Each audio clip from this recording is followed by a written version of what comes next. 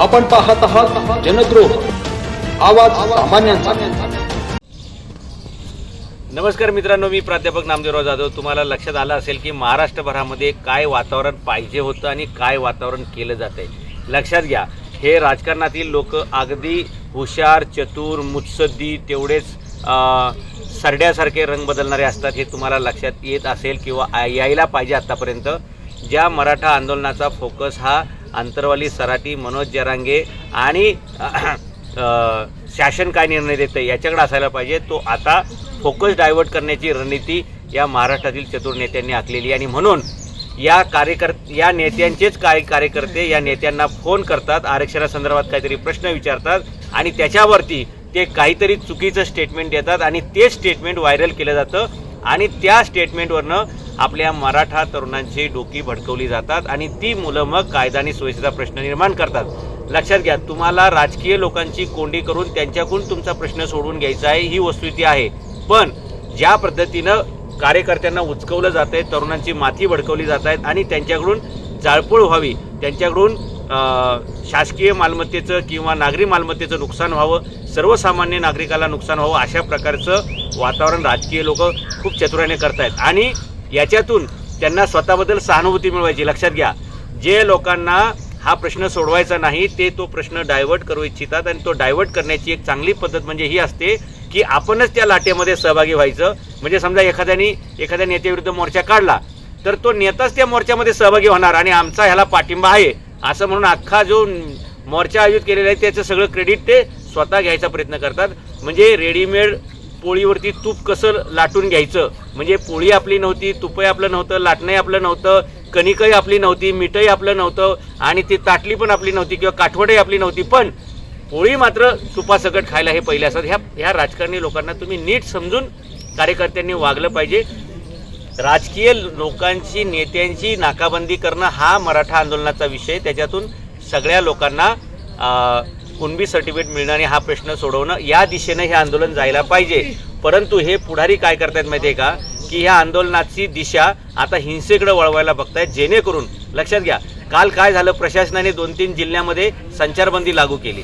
प्रशासनाने काय केलं, एसटी बंद केल्या. हळूहळू काय होणार की याचा सर्वसामान्य नागरिकाला फटका बसणार. लक्षात घ्या, आपल्याला सर्वसामान्य नागरिकाच्या कोणत्याही अडचणी उभ्या करायच्या नसल्या पाहिजेत आणि या देशातील कोणत्याही मालमत्तेचं, सार्वजनिक संपत्तीचं नुकसान आपल्या हातून होता कामा नये, हे आपल्याला लक्षात घ्यायचं. शिवाय या महाराष्ट्रातील कोणताही समाज आपल्या विरोधात गेला नाही पाहिजे, अशा प्रकारचं आपल्याला वागणूक ठेवावी लागेल. आपल्याला ओबीसींचा पण पाठिंबा घ्यायचा आहे, आपल्याला SC STंचा पण पाठिंबा घ्यायचा आहे, समाजातील इतर घटकांचा सुद्धा आपल्याला पाठिंबा घ्यावा लागेल. कारण जेवढं पाठबळ आपल्या पाठी उभं राहत आलेलं आहे त्याचा एकंदरीत निष्कर्ष असा निघणार आहे की राज्यकर्ते लोक आता कोंडीमध्ये आहेत. आणि लक्षात घ्या, आपल्यासाठी कुणीतरी राजीनामा दिला आणि कुणीतरी सत्तेत आलं हा आपला प्रश्न नाही. आपला प्रश्न गेले 40 वर्षापासून आहे. अनेक लोकांना सत्तेत आपण पाठवलं, अनेक लोक विरोधी पक्षात होते. आज महाराष्ट्राची विचित्र परिस्थिती अशी आहे की सत्तेत कोण आहे आणि विरोधात कोण आहे असं तुम्हाला, म्हणजे दुधात पाणी आहे का पाण्यात दूध आहे का कणकीत मीठ आहे का मिठात कणिक आहे, काही तुम्हाला कळायला मार्ग नाही. त्याच्यामुळे तुमचा कुणीही आपला परका नाही. हे सगळेच्या सगळे बगलबच्चे एकाच मावशीचे पोरं आहेत. लक्षात घ्या, चोर चोर मौसेले भाई असं हिंदीमध्ये एक वाक्य असतंय. म्हणजे सगळे चोर आहेत ना, सगळे मावस भाऊ असतात. त्यांची आडनावं वेगळी दिसतात, त्यांचे संस्कृती वेगळी दिसतील, वागणं बोलणं वेगळं दिसेल, पण हे सगळे पुढारी लक्षात घ्या एकमेकाचे नातेवाईक असतात, एकमेकाचे सोयरे असतात, एकमेकाचे जवळचे मित्र असतात. तुम्हाला जे सकाळी भांडताना दिसतात ना ते संध्याकाळी एका टेबलावर जेवायला असतात, एका ग्लासातली दारू पितात. लक्षात घ्या, एकमेकाचे सोयरे असतात. तुम्ही कोणाच्या तरी ह्याला बळी पडून की हा आपल्या बाजूने उतरलाय, तो आपली बाजू घेतोय, याला अजिबात फसू नका. जो तुमचा अन्याय आहे तो फक्त जगात एकच व्यक्ती सोडवू शकते आणि ती म्हणजे तुम्ही आहात स्वतः. आणि लक्षात घ्या, अन्याय करणाराचा धर्म आणि अन्याय सहन करणाराचा धर्म हा एक असू शकत नाही. तसं शोषण करणारे लोक आणि पोषण करणारे लोक हे वेगळे असतात. शोषण करणाऱ्यांचा धर्म आणि ज्यांचं शोषण केलं जाते त्यांचा धर्म हा वेगळा असतो. लक्षात घ्या, यातला एकही पुढारी असा नाही आहे की ज्यांनी तरुणांना रोजगार दिलेले असतील, तरुणांना शेतकऱ्यांना पायावर उभं केलं असेल. हे तुमचाच वापर करून तुमचंच शोषण कसं करता येईल याच्यासाठी खूप चतुर असतात. उदाहरणार्थ, तुम्हाला 15 महिन्याचा ऊस लावायला सांगतात आणि तुम्हाला 15 महिन्यात मिळतात ऊसाला 2,500 रुपये आणि हे 15 तासामध्ये मात्र त्याचे अडीच रुपये काय 25 रुपये काढून घेतात. हे लक्षात घ्या. तुम्हाला सोयाबीन पेरायला लावतात आणि सोयाबीनला भाव मिळणार नाही याची ते काळजी घेतात, जेणेकरून तो सोयाबीन तुम्ही एकदम कमी किमतीत विकला पाहिजे. आणि ह्यांचे जे बिझनेस पार्टनर असतात सिंधी, गुजराती, मारवाडी, जैन, ओके, म्हणजे तुम्हाला सोयाबीनला, कापसाला वर्षभर पिकवल्यानंतर जे पैसे मिळतात ना त्याच्यापेक्षा चौपट पैसे तर यांना फक्त 2 महिन्यामध्ये मिळतात. मला सांगा, मग तुमच्याबद्दल कळवळ असता तर तुमचे हे वस्तू सुरक्षित ठेवण्यासाठी गोडाऊन यांनी बनवले का? मार्केट मिळण्यासाठी तुमच्यासाठी प्रयत्न केले का? तुमच्या पोरांना रोजगार मिळवण्यासाठी पुढारी प्रयत्न करतात का? नाही. तुम्ही जास्तीत जास्त बेरोजगार राहिलं पाहिजे, तुम्ही जास्तीत जास्त बिनकामाचे राहिले पाहिजे. आणि याच्यासाठी हे काय करतात?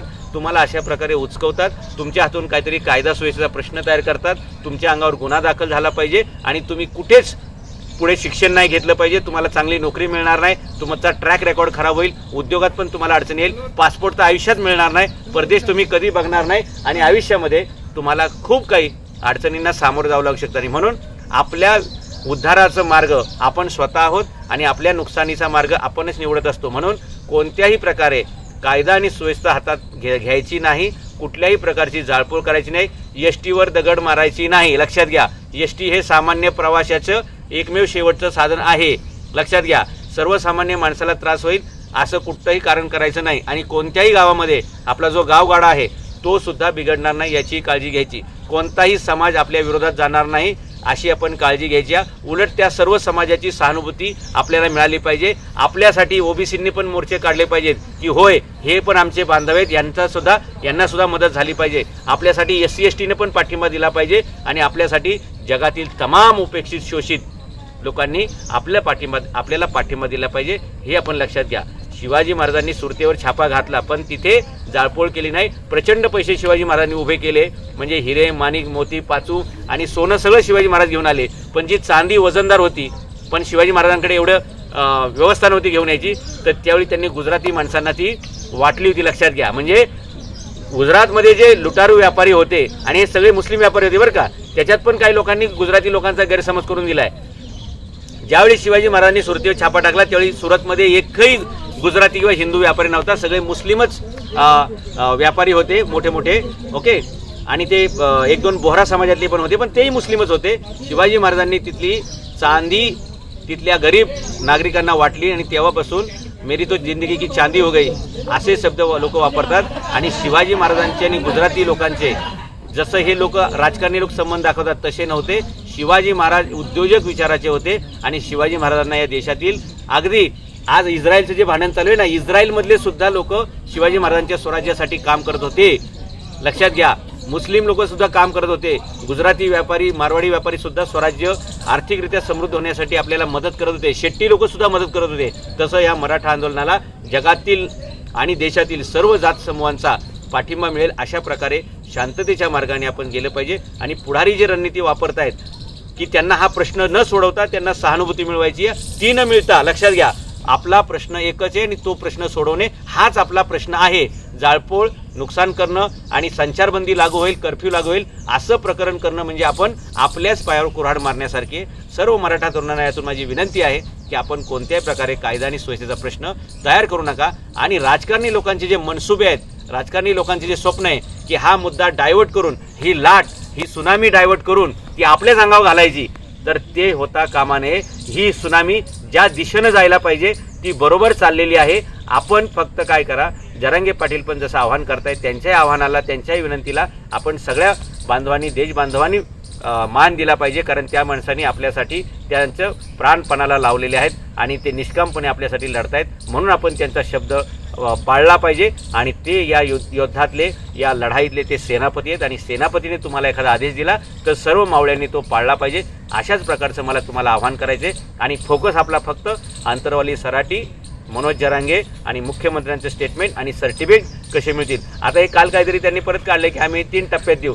अरे 3 टप्पे, एखाद्याला तुम्ही जेवायला बोलवताल आणि तुम्हाला सकाळी पापड लोणचं देऊ, दुपारी तुम्हाला भाजी भाकरी देऊ आणि संध्याकाळी डाळ भात देऊ, असं कुठे जेवणाची पद्धत असते राव? म्हणजे ही काय, अरे फसवण्याची काही पद्धती असतात की नाही? 3 टप्प्यात जेवण तुम्हाला असं केलं चालेल का की तुम्हाला यावेळी फक्त निवडणुकीचे आपण पोस्टर छापू, पुढच्या वेळी मतदान करू आणि 1 वर्षांनी मतमोजणी करू आणि इलेक्शन म्हणजे फार सत्कार संपायच्या वेळी शेवटच्या 6 महिन्यात तुम्हाला मंत्रिपद देऊ, असं चालेल का 3 टप्प्यात तुम्हाला?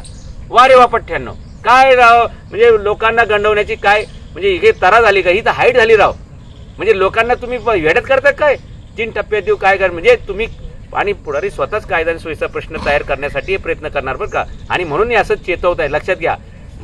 अल्पवयीन पोरांनी, कमी शिक्षण असलेल्या पोरांनी किंवा लगेच भडकणाऱ्या पोरांनी समाजातील 4 जाणत्या जुन्या पोक्त माणसांचं ऐका, लक्षात घ्या. ह्याच्यात तुम्ही चळवळीचंही नुकसान करताल, समाजाचं नुकसान करताल आणि स्वतःचंही नुकसान करून घेताल. आपल्याला तसं करायचं नाही. तुमचा फायदा झाला पाहिजे, समाजाचा फायदा झाला पाहिजे आणि चळवळीला गालबोट लागलं नाही पाहिजे, पण पुढाऱ्यांची मात्र जिरली पाहिजे आणि आपला प्रश्न सुटला पाहिजे.